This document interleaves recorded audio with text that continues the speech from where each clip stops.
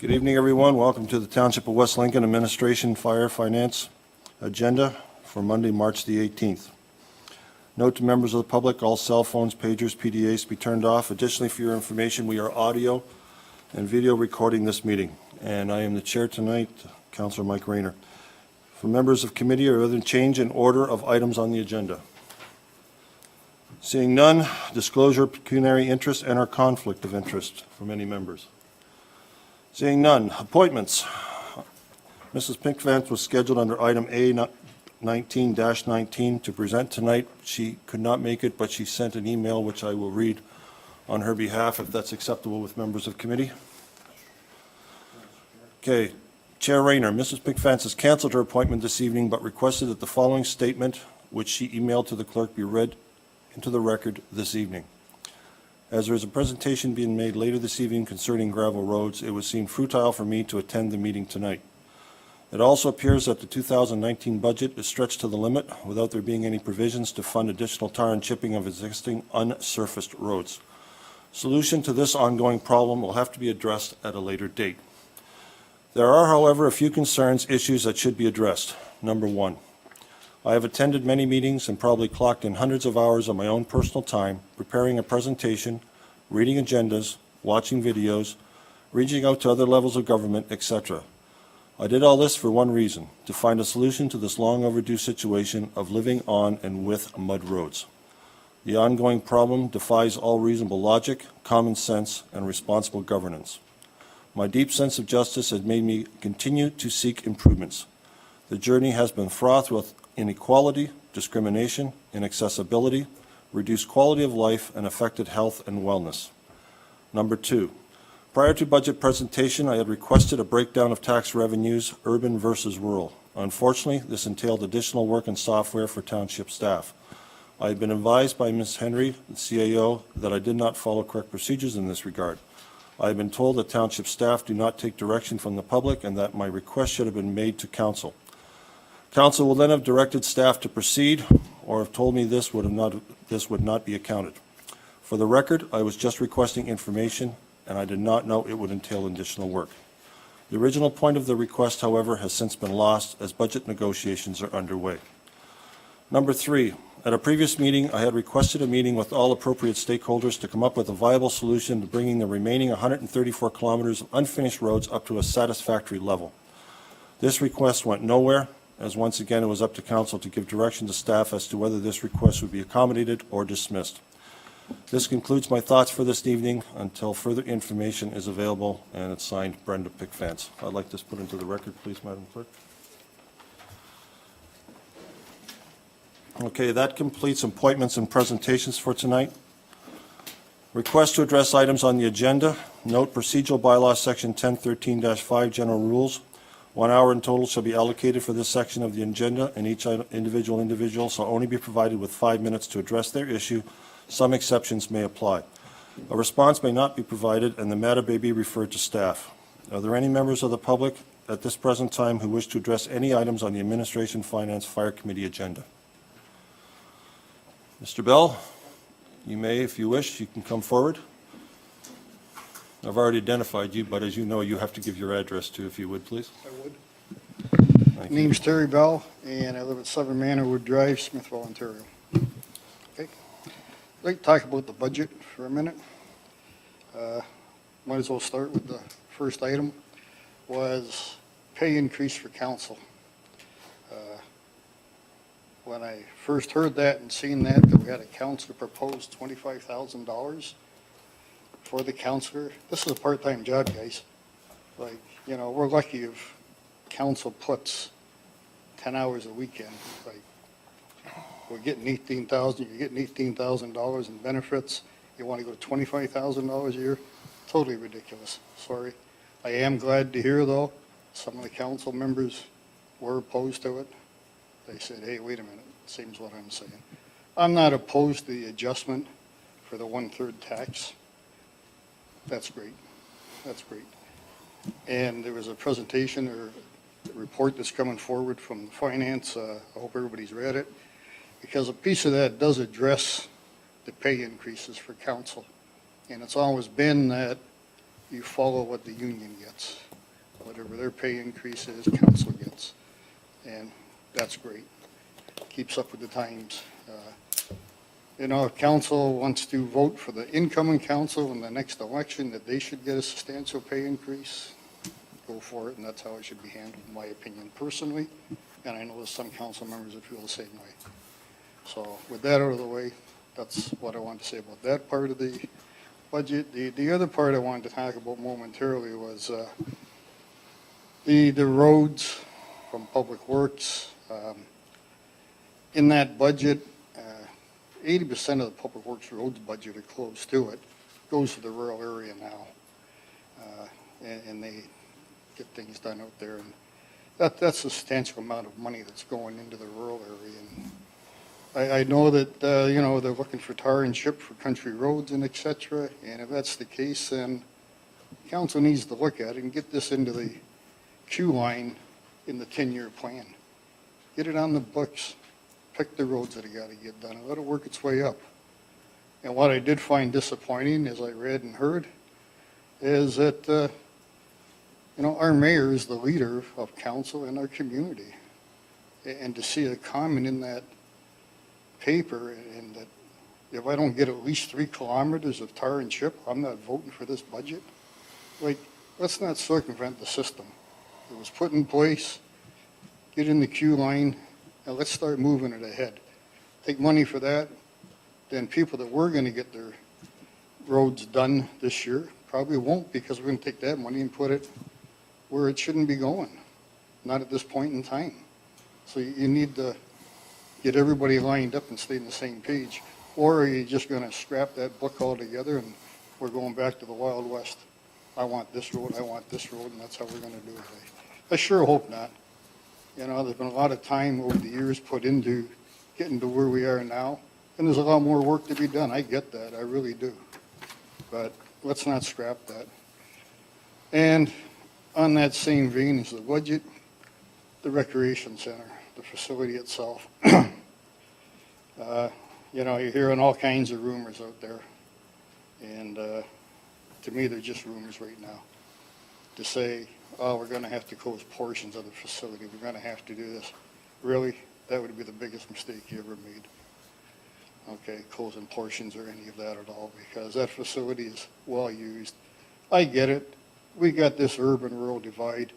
There's council members here right now tonight that still keep that divide going. For whatever reason, I don't know why, but it's time, guys, bury the hatchet. This is a community. This isn't rural versus urban here. It's a community. Make it work. Okay, it has to work if we're going to survive, period. So anyway, thanks for your time. Enjoy. Thank you, Mr. Bell. I don't think there's any need to have anything with that. So, they were just general comments. Anybody else in the public wish to make any comments at this time? Seeing none, we're moving ahead to consent agenda items. All items listed below are considered to be routine and non-controversial and can be approved by one resolution.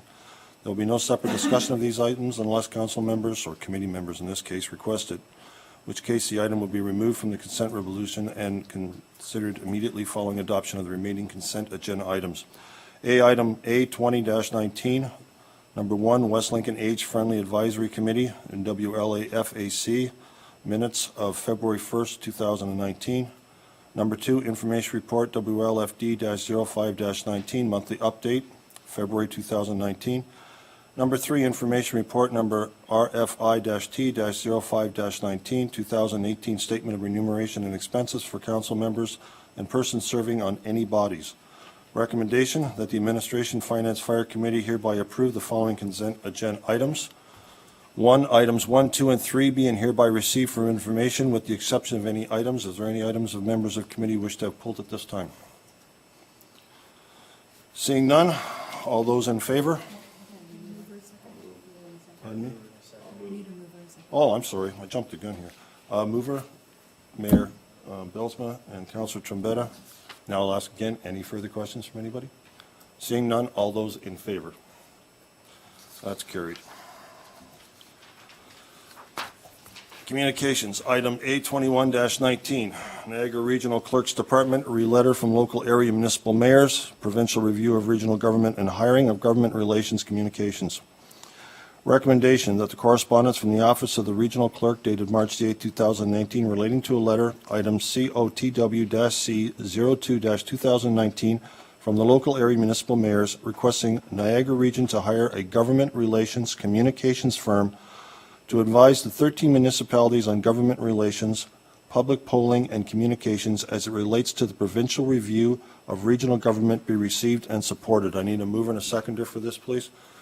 Mr. Mayor and Councillor Yonker, any questions, any comments from members of committee? Mr. Mayor.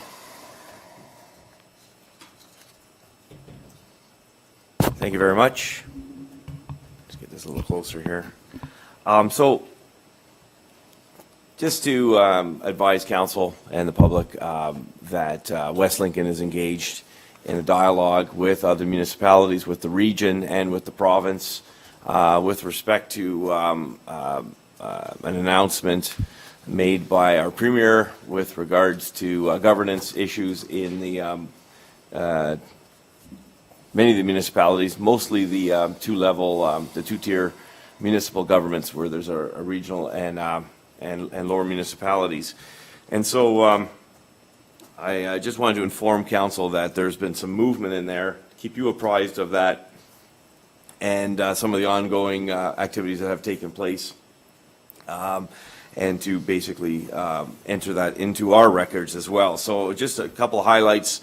January 15, of course, Premier Doug Ford made his announcement and selected two advisors, Michael Fenn and Ken Sealing, to conduct and undertake a study of the regional governments that he had highlighted. On February 4th, Niagara mayors had a breakfast where we released a statement saying that Niagara mayors, in part, are united in support for improving governance, transparency, and accountability in local government. It's been 50 years since the Niagara region was formed, and our communities, economy, and the populations we serve have changed significantly in that time. With change comes opportunity, and we agree with the provincial government that there is room for improvement in the way Niagara works.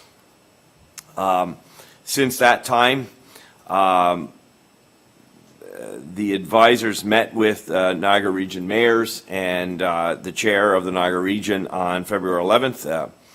CAO Hendry and myself also met with Michael Fenn and Ken Sealing. No, I think it was just Michael Fenn. It was just the one. And we stated, we didn't really state anything. We were basically looking for information from Michael Fenn with respect to what their scope, what their desire was, what they were looking for. He quizzed us with some questions, factual in nature, which we answered. We had opportunity to express some opinions. We kept them obvious and straightforward. In part, they consisted of the fact that we like West Lincoln, and we feel that in the best interest of West Lincoln, we would love to remain a viable community that governs its own affairs and deals with the challenges that we face. We were receptive to cost saving and efficiencies in that. We were looking at partnerships on some service levels with like-minded, like-sized and municipalities. Lincoln, Grimsby, Waynfleet are our neighbors, and we have working relationships with them in some part on some of these services. These two advisors were going to meet with the grand total of almost 82 mayors in their fact-finding investigations on this issue. On March 7th, the mayors again had a conference call. I was unable to attend, but CAO Bev Hendry did did enter the conference call that was taking place at that time to further the advance of some kind of movement, some kind of direction from the direction of the Niagara region. You have a correspondence that's dated on March 8th in your package, I believe. So that was there for your perusal. It was put forward, it was drafted by the mayor of Lincoln, but so that you have it available to you, it provides some direction to that end. And further to that, on March the 8th, the CAOs of the Niagara region also met and put together a working group. So all that to say, the CAOs of the region, regional municipalities and the CAO of the region, as well as the mayors and chair of the region, are working collaboratively in their respective roles to provide some guidance, to provide some insight into the government's request to look at a governance review of the Niagara region. And I just wanted to conclude that largely this effort's going to be, in terms of guidance and efficiencies, largely going to be driven by the CAOs of the Niagara region. There was a talk of engaging some kind of third party. It's fizzled, and we respect the insight and experience of our CAOs. But the province, I guess in conclusion, the province has opened up a portal for public consultation, and that can be found at ontario.ca page consultation regional government review, and I hope that's also in the package that you receive, and it will be made available for the public for them to make input into this dialogue that's happening. So I don't know if there's any comments or questions, but that's my presentation on behalf of as your regional representative. Thank you, Mr. Mayor. Any questions from members of the committee on the presentation by the mayor? Councilor Trombetta, you have the floor. Thank you, Mr. Chair. Obviously, we're reading of all of the papers and noticing that the announcement was made, not directly what's going to happen with the Niagara region, but announcement is made. Comments have been made by the Conservative government stating that we're overgoverned. I find that, and this is just for comment, I find that, stating that we're overgoverned, that's his comment, but I find that if this does go through, that unfortunately I think West Lincoln is going to get swallowed up. The public is going to lose that personal touch that they have with all us councillors now. People want to see someone at their door. People call us at many hours of the day, and we show up to their properties. We have that personal touch with a lot of our residents, and I think that's why they've elected us here today.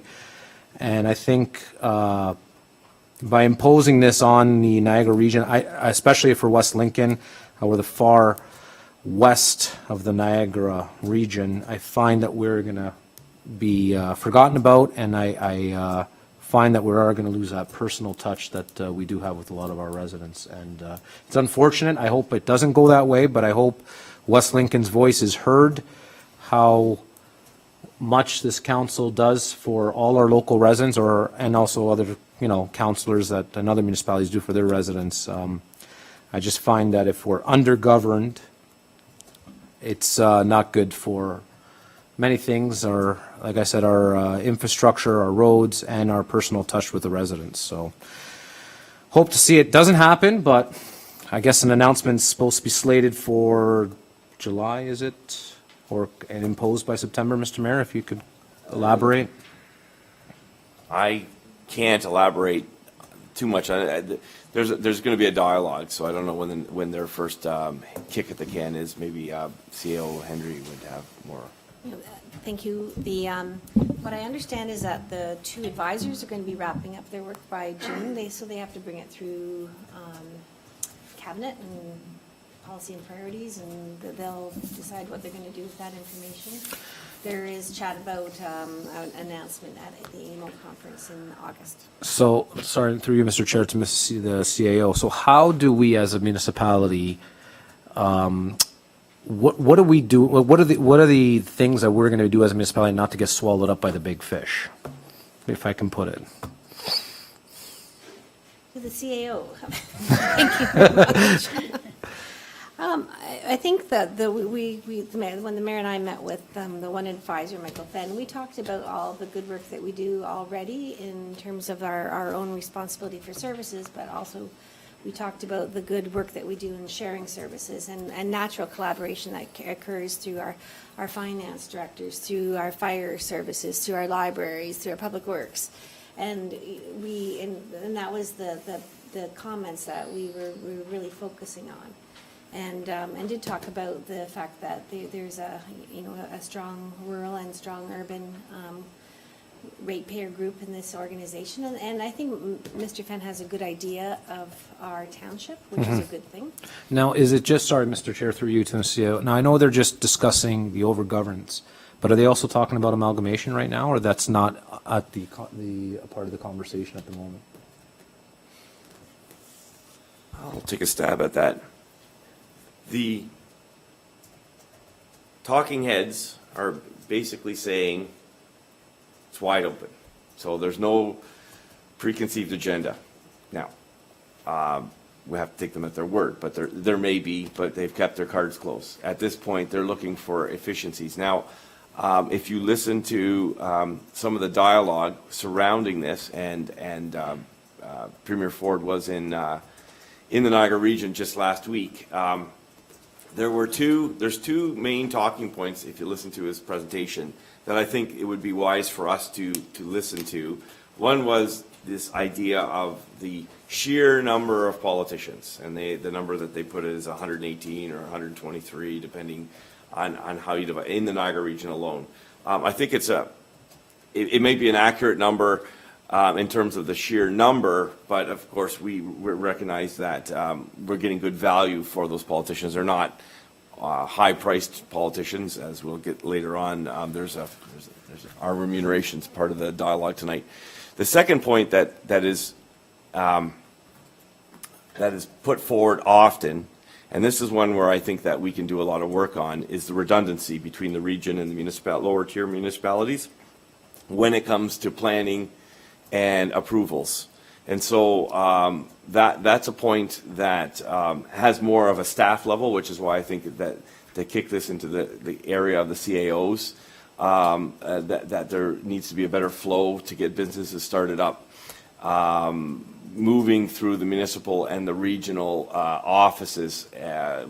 So red tape at that level is one of the key talking points on this discussion. So I think we should take our lead from that and try to address those, and we're addressing those. And it was already on our slate even before the announcement, so to make those efficiencies happen. Sorry, go ahead, Madam CEO. I will just add that the recommendation before you tonight is to request, they're looking for support from the local municipalities to request that Niagara Region hire a government relations communication firm to assist with doing some of the lobbying, the government relations and public polling and communications to support the individual municipalities and the collective region in sharing our point of view. So there's the survey that the Ontario government has put on their website, but we're also looking at, if this gets approved by everybody, but doing some polling so that residents in the Niagara region can be voicing their opinion about how they would like their government to look. Okay. Sorry, and just one last question, just to Mr. Mayor. You say the levels of government, we have the region ourselves, but where does the MPCA fall in this? That's another red tape that a lot of people are going through. It's a parallel government. It's organized by watershed, and so it is another layer, but it's governed by something called the Conservation Act, and it has kind of a parallel structure, and yet it's largely also viewed as independent of what happens at municipal government. It's a little confusing in the Niagara region because, largely speaking, the NPCA and the Niagara region have loosely similar borders, but in other municipalities this is not the case. Some municipalities deal with 2 or 3 or 4 conservation authorities where they transact their borders and their watersheds. Other municipalities only deal with there's different layers. Some conservation authorities are in 9 or 10 different municipalities. So it's a different structure. It is a layer of government, but it's one that the government's not looking at right now. And that's probably the simple answer. Okay. Is it on the purview in 4 years? Perhaps. Okay. Thank you, Mr. Chair. No more further questions. Any other members of the committee have any questions? I have a few I was going to ask you with regards, Mr. Mayor, to the timeline on this and when it was supposed, but I guess we pretty well got part of an answer to that. My thoughts have been in the past that two-tier government is always inefficient and it's very costly to the taxpayer. And when the regional government came in, it was a massive tax burden to everybody. And it was another step that we had to go through. Our approvals through the planning, for example, have to go through the province, then through the region, and then through the municipal. And if everything's fine, then we go ahead with what we're supposed to do. As far as looking at the cost to the taxpayer, 54% of our tax dollars goes to the region. How much do we get back? I always felt that we never got a fair share back. When you look at the sunshine list that comes out every year, I imagine, and I believe I'm quite right, there is a massive number of them that are in the region that qualify for that, which is part of your 54% of your tax dollar. I always thought it would be better to eliminate the region, take those tax dollars, give them back to the municipalities, and the people who are elected to run the municipalities do it in the best interest of the people because they know the people, they live in the community, and they can get the best work done, and it would be much more efficient. I was hoping that the government would be looking at it that way, because as the regional government was created years ago to be efficient, I think it's proven to be extremely costly, and in many respects, at least I feel it in West Lincoln, we're not getting a bang for our buck. Eliminating the region is a massive amount of tax dollars probably saved, and it would certainly be more efficient for the municipalities to be hands-on in their own areas in order to update, fix whatever needs to be done in their municipalities, because they would have the availability of cash, and we wouldn't be in situations like we are right now with bridges that we're waiting to get done, roads we're waiting to get done, but the municipality is going to blow a fortune making 3 roundabouts that are absolutely useless as far as the functionality of the township when we need bridges replaced. Like, where should the money go? It's like at home, if your wife needs a new kitchen, but the roof is leaking, which do you fix first? Why do we need roundabouts when we've got bridges we need? I mean, this is where the money should go to me. It's because it's another tier, they steer the money in another direction, and we really don't get a fair shake for what we pay. And this would be a great opportunity, but I don't know, through you, Mr. Mayor, are they looking at it in that direction? Short answer, yes. Oh, good. Good. So they're looking, as you say, it's wide open, and they're looking at all areas. Exactly. So right now, it's blank slate. Whatever we impose upon it through our comments, either at the portal that I announced or through our municipality or directed through the CAO into those streams, it's all on the table. So, or some kind of combination of all the good points, probably, more than likely, some kind of, compromise between those multiple positions. And so your guess is as good as mine. What the final answer is going to be, I don't know if it's predetermined or if it is truly as open as they say, but it's on the table and it's been mentioned. With your meeting with one of these 2 individuals, was your feeling they're concerned about the municipality or the concern about the tax savings of the region as a whole? Because that would certainly turn a flavor to which way we're going. It's a bit of a cat and mouse game. I'll just say this in the sense that they didn't want to impose any kind of idea, so they kept their cards close, and as did we. We didn't want to come in guns a-blazing either, so the dialogue, it was introductions and it was first principles. Subsequently, we've had other meetings where things from our end are taking shape, but I don't know if CAO Hendry would like to say something more to that. No, I think what I heard is that it was quite clear that they were out meeting with the 82 heads of council of both the lower tiers and the upper tiers, and they were collecting information. Yeah. Do they intend to meet with councillors from the municipalities or just through the CAOs and the mayors? I think 82 mayors was a big enough plate for them. At this point, I think it was at that level. Although every councillor, every citizen of the Niagara region, and all of them have this opportunity to speak and should take advantage of that if they have an opinion. Yeah. Did you have a reschedule of a follow-up meeting with this gentleman to see where the direction is and where you're getting a flavor where we're going? Because it was only the initial, so you Yeah. really don't know the direction. Now, is there another one to give you an idea of the direction, and then there's another one to defend the direction if we agree or disagree with it? So I guess, so so just like the latch on what the CAO mentioned is that the two men will be reporting on their fact-finding in about June. And that is an opportunity to, so that's their fact-finding based on their input from the 82 mayors. And at that point, that information is going to be received and evaluated, and a proposal will come forward, and I'm sure there's going to be ongoing dialogue once that hits the press. Okay, the last question I have is, to me, very important. We have an MPP who was elected as part of the leading party of the province of Ontario at this point.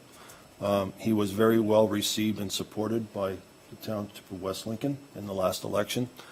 And I'm sure through you, he knows how the township of West Lincoln feels about what we're doing. What is Mr. Oosterhoff doing with regards to this, working in hand with the municipalities under his jurisdiction as an MPP? He's sticking to the two main talking points himself personally. So he's talking about the sheer number of politicians, and I've said my bit to him. What I said here tonight, that you can't just look at the number, because you have to look at the quality and the value that you're getting for that number. And with the closeness, we talked about that.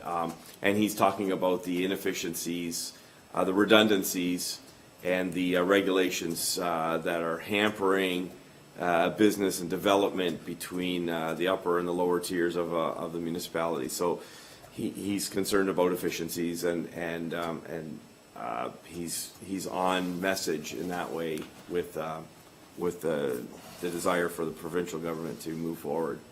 Do you see him more in a direction of preserving the municipalities and doing something with the region, or vice versa? I can't judge that. It's too early? It's too early, and he's obviously he's not a career politician, but he's like he's sticking to the script, and he has a lot of irons and a lot of fires. So, he's listening too, and I think that any member of this municipality that would like to engage him in a discussion about this issue can feel free to call him, and his number is widely available on our, I think even on our website as well, to engage in that dialogue. Okay, thank you, Mr. Mayor. That's the end of my questions. Any further questions from anybody else? Seeing none, we have a mover and seconder. All those in favor of this? And that is carried. Thank you. Staff report. Item A, 22-19, Treasurer, Director of Finance, Donna DeFilippis. Re-recommendation report, RFD-T-06-19, Council remuneration for 2019. Recommendation 1, that report RFD-T-06-19 regarding council remuneration 2019 be received for information. And 2, that $46 for the mayor and a salary of $19,888.63 for members of council, effective January 1st, 2019, be approved.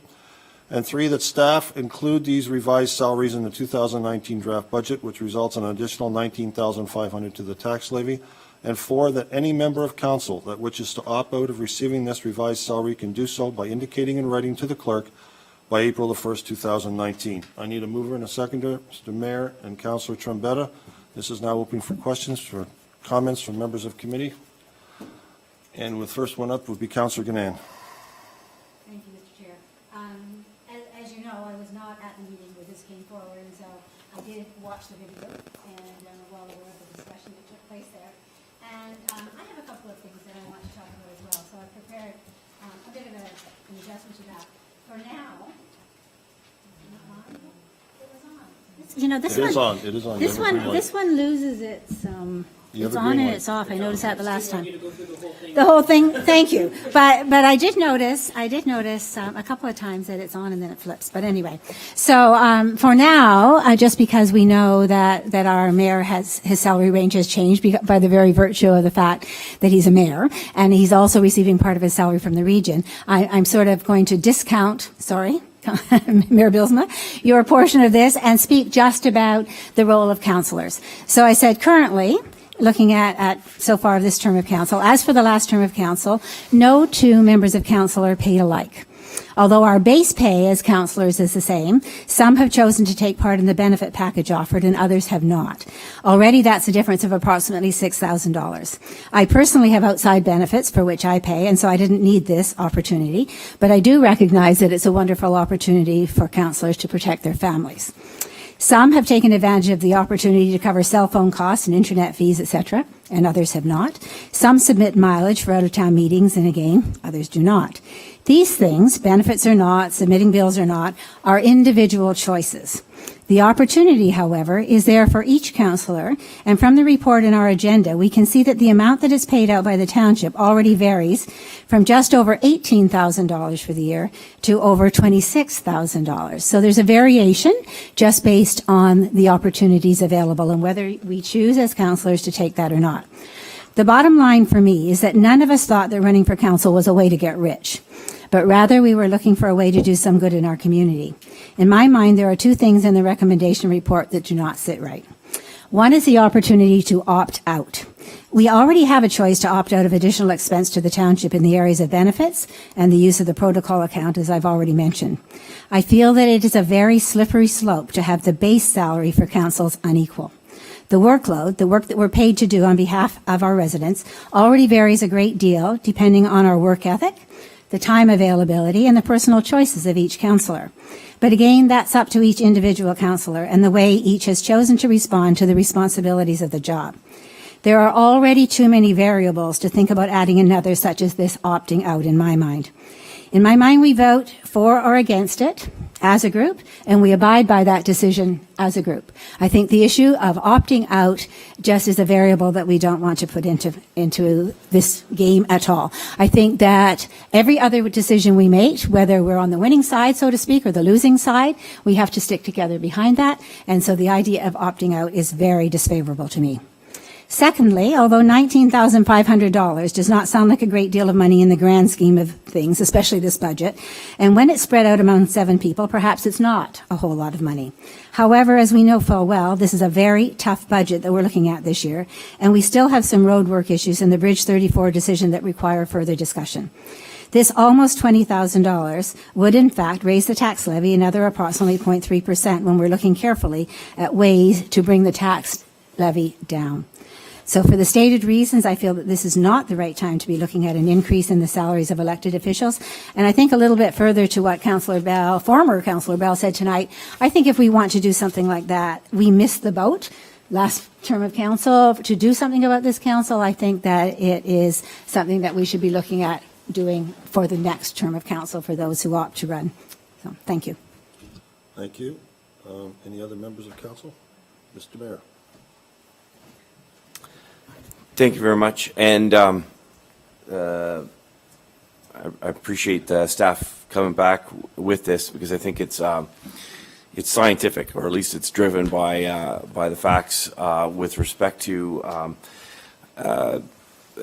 provides clarity over the motion that was on the previous in the previous meeting, because that one was convoluting a couple of ideas, and it was providing a lot of confusion. This one provides clarity. The term to be made whole was one of the things that was batted around, and I apologize for bringing that forward, that concept, but it's batted around at the region all the time on this particular discussion. To be made whole. Essentially what happened is the federal government, in a small way, did a download. They were giving us an opportunity to get 1/3 of our income tax-free. They decided to repeal that tax-free status. In effect, it was a download because the municipalities are now getting these increases so that the take-home pay of the councillors is unaffected. But ultimately, as you can see, a 0.3 increase is being added. And in effect, that's a download. It's taxes from one area that have been deferred to another level of government. Having said that, the issue of opting in and opting out was something that was batted around, and I think it was appropriate when, in the previous motion, there was an actual raise being happening. Like the affected take-home pay of the councillors was going to increase if we had passed that resolution last time. This idea of being made whole, I think, has a lot of merit. And I agree with Councillor Ganand that to opt in or to opt out is not necessary, forget the adverb, if it's just a question of opting in, if it's just a question of being made whole. There's no increase to the amount of salary that the councillors and, of course, consequently the mayor are taking home. But at the same time, it's providing that fair evaluation. So I appreciate the staff work on this. To be made whole is a legitimate claim. Of course, we'll take up a vote, and I'm not putting any thoughts into anybody else's heads, but I would just say that this is the factual equivalent of what's happened at the region and the other municipalities in the region, the other 11. Some form of this or another, and again, I agree with Councillor Ganand that the opt-in, opt-out is not necessary when it's just being made. It just makes things confusing. So those are my comments on that so far. Thank you. Councillor Trombetta. Thank you, Mr. Chair. Yeah, this motion, the opt-in, opt-out was brought by me, and the reason why I brought that forward because people were throwing around and what they spend and what they don't spend, and everybody's got to be accountable for themselves. I felt that, and just like members of the public just said, that there's not a problem with the 1/3 back, but I felt there wasn't a problem getting our 1/3 back that was taken away from us. But some people at that time had a problem. They didn't want to take that 1/3 back as well.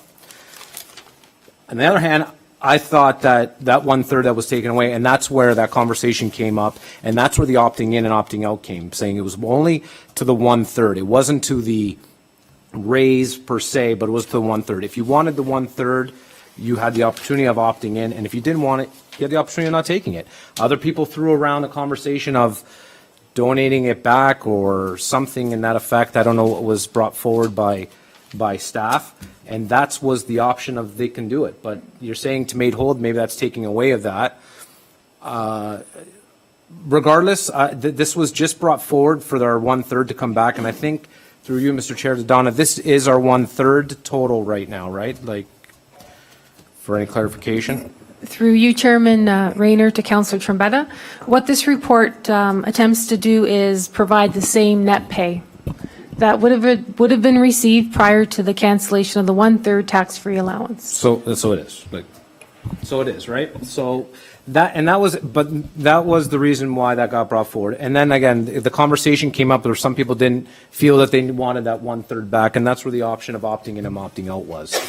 So, not that I'm disagreeing with being whole, because you brought up that and I had to ask you what was being whole meant afterwards, because I didn't know what did you meant by it, but not that I had a problem with being whole. If this is the consensus of council, I'm content with that. But for me, it was getting that 1/3 back that was taken away from us by the federal government, and that's why I put that option of opting out and out, due to the fact that people were contemplating whether to take that 1/3 or 1/3 not. Thank you. Thank you. Councillor Trombetta. Anybody else?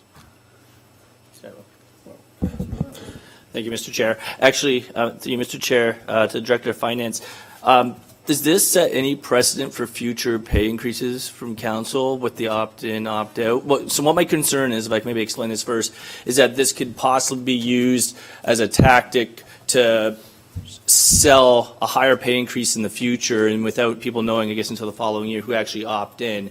I want to make sure that this isn't something that can, because we've used it once, if we were to use it once, that is, it could come back and set precedent for it to be used again and again and again. Through you, Chairman Rayner, to Councillor Riley. When we received the resolution from council, we did a little bit of research to see if any municipalities even allow that option. And there are municipalities that allow it. You can opt out. But the way the approach with this is that we would budget as though everyone was getting the same pay. So it would not be a budget impact. We can't predict one year over another who may opt in or who may opt out. So the budget would always stay the same.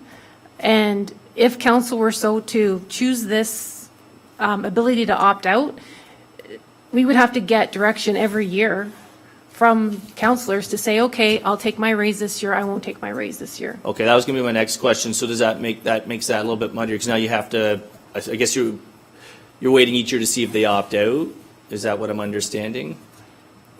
If this is put into, eventually this would be the wording in the bylaw and the remuneration bylaw. And depending on the exact wording, if it says they can opt out of a raise, then every time there's an increase, and traditionally there has been an annual increase, we would have to get a direction from a councillor if they wish not to receive that increase. The budget would always remain the same. Where it would be reflective is the annual report that we provide that actually states what people got paid, et cetera. Okay, thank you. You all right, Councilor Riley? You got any further? No, I'm good for that. Thank you, Councillor. Thank you, Mr. Chair. Councilor Trombetta. I'm chairing next, by the way, so you know. Sorry, through you, Mr. Chair, to Director of Finance on it.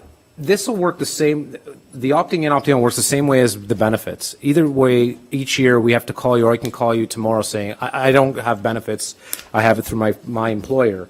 But if I were to call the municipality tomorrow and say I need benefits, you're going to put me on, and that does change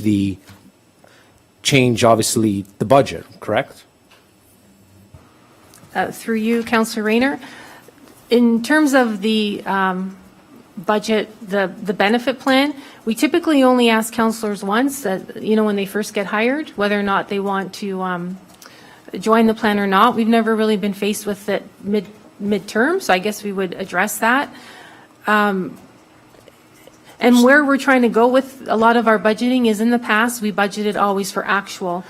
And you'll notice in this budget, like, there's been some budget increases because we're trying to reflect, okay, what is actually available to people, not necessarily what are they actually taking. So we're incorrect. Like, so regardless, we still accept the actual increase, or the 1/3 back, everybody as a whole, let's just say. But like I said, it still works out the same way as the benefits. You still call in if you decide to have it, or you don't, and you're still responsible for yourself. So I don't know.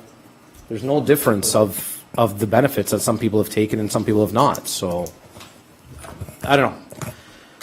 But just to see it this way, just kind of, it's sort of reflective on what we went through a couple years ago. So thank you. All right. Any other questions? I have a couple for the Director of Finance. How do you determine the number that you got? The 1/3 tax-free, doesn't it depend on the individual's income tax for the year? Like somebody who gets 1/3 tax-free and pays at a lower level, or somebody that gets 1/3 tax-free that pays at a higher level, there's a difference in what that amount would be. Am I not correct? To you, Chairman Rayner, the way this analysis was done, it's based on the compensation the township provides. So it's based on what a councillor's salary is and what the mayor's salary is. Of course, we have no way of knowing what an individual's total income is. So it's based on those salaries. We use the rates right on the Revenue Canada website. Oh, yeah. And it's very scientific, as the mayor said. Okay, so basically what you base it on is, for example, councillors, you base it on 18,000 or 20,000, and the mayor about 30,000. Now, if I can use an example, now that you are the mayor, you are also on the region, so you get from there. That 1/3 that you got now, when you add the money that you get from the region, that will put you in a totally different tax bracket, and you will pay more for your one-third than you did before when you were just a counselor and didn't have that additional income. So this is what I'm trying to figure out. So in order to do that a little further, I did a little investigating with the assistance of the clerk and trying to compare it to somebody that was extremely close to our salary right now, and that's Grimsby.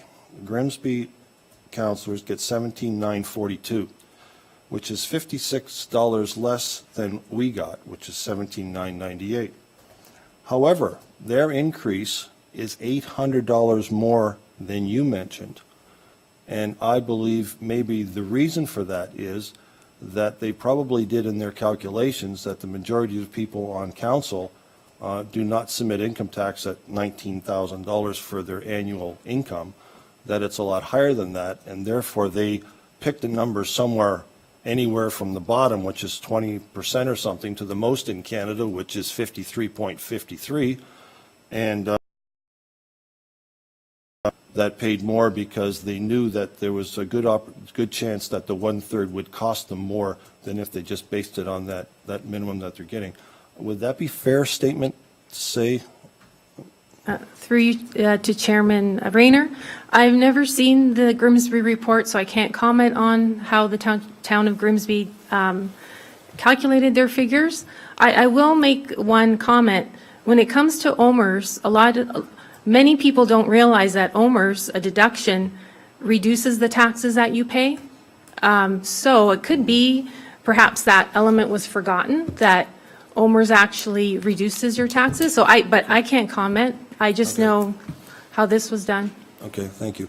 I know when I brought it up the last time that it was on the high side, but it was for discussion, and we certainly got that discussion.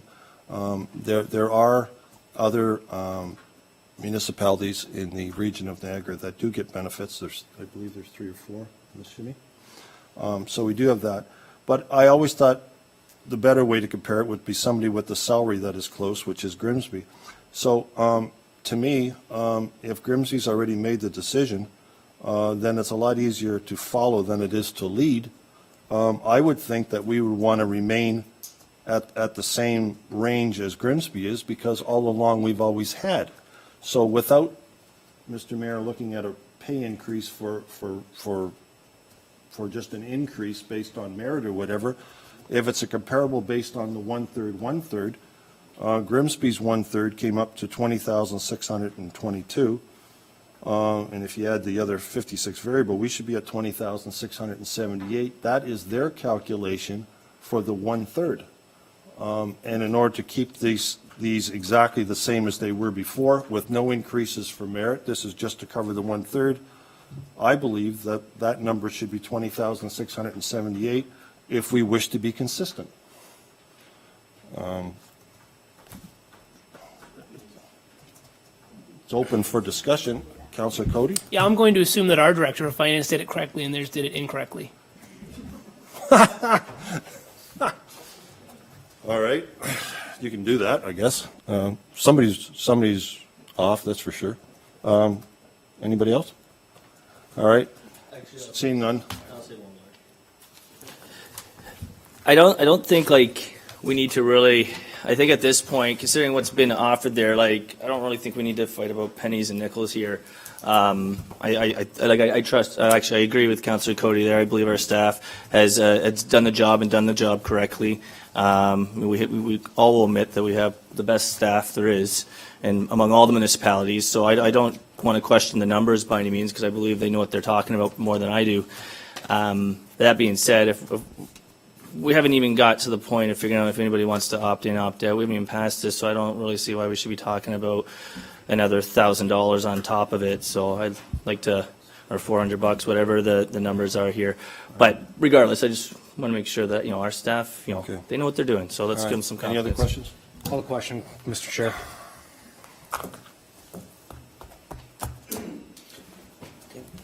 Call the question. Oh, did you say call the question? Call the question. Oh, I'm sorry, I thought you said you have another question. No, I said call the question, Mr. Chair. All right. Yes, sir. All those in favor of this recommendation? It's carried. Are you pleased now? Thank you for calling the question, Mr. Chair. Move on to number 9. Counselor Trombetta. Thank you. May I move on to number 9? Other business, A23-19, members of committee, verbal updates from members of boards and committees. Anything? Nothing. Item A24- Oh, that hand was not really high. I didn't catch it. I'm That hand sorry. was up, thank you. A couple of things that I feel that you need to be aware of. One, I attended a meeting on Thursday night last week. John and I went down to Grimsby, and there was an Ontario Health Coalition meeting again. And so, as Mayor Bilsma has told us a couple of times, he attended the Yellow School Bus. There is another rally taking place on April 30th, starting at 12 p.m., and a couple of buses are slated to go. Apparently, this time it may not be a school bus, so you might want to go along. The coalition, the group, are very concerned about this omnibus bill that's coming down again in terms of health care. So although there was speculation earlier this evening about whether the new government in Queen's Park is looking at the local municipalities more carefully, obviously in health care they're looking at pulling back the LHINs and going to one big superpower. And so this rally is to protest that and to really look at still keeping health care public. The fear is that health care will become more privatized if they go to the super body, and so that's a big issue. So I have a couple of posters and some information if anybody's interested, but just know that there is an elder rally to take place April 30th. And the second thing I wanted to tell you about, I also attended a meeting last week on Wednesday morning, the Age-Friendly Niagara Consultation. The Niagara region is looking at a 10-year housing and homelessness action plan. And so I attended the first meeting on February 20th, and then coming back from vacation, it turned out that the follow-up meeting was then. And so once again, I was able to make sure that areas like West Lincoln and Wainfleet, and also the rural areas of Lincoln and Grimsby, are included as they're looking at the mix of proposed housing moving forward. We're hoping that when the region is talking about mix, it's not just mix of 100-unit buildings or an 80, but really looking at something more appropriate, like a 20-building unit that would be more appropriate to our rural communities and our smaller communities. So we've had some input into that as well. And so I do have a report on that if anybody's interested. Thank you. Okay, any others? No. Item A24-19, members committee, other business items of an informative nature. We have the Gypsy Moth coming up in another week, do we not, Mr. Mayor? Wellandport and a few others? It's important for people out there, if they are in an area where they do have a problem, to attend these meetings, because I believe Mr. Robertson will be there and you can direct the spray program for this spring, which would be very important. Anybody else? No? New business, only for items that require immediate attention and direction must first be approved. A motion to introduce a new item of business. Is there a new item of business anybody wishes to introduce? No? Confidential? Thank goodness there's none tonight, or at least this part of it. Adjournment is at 7:28.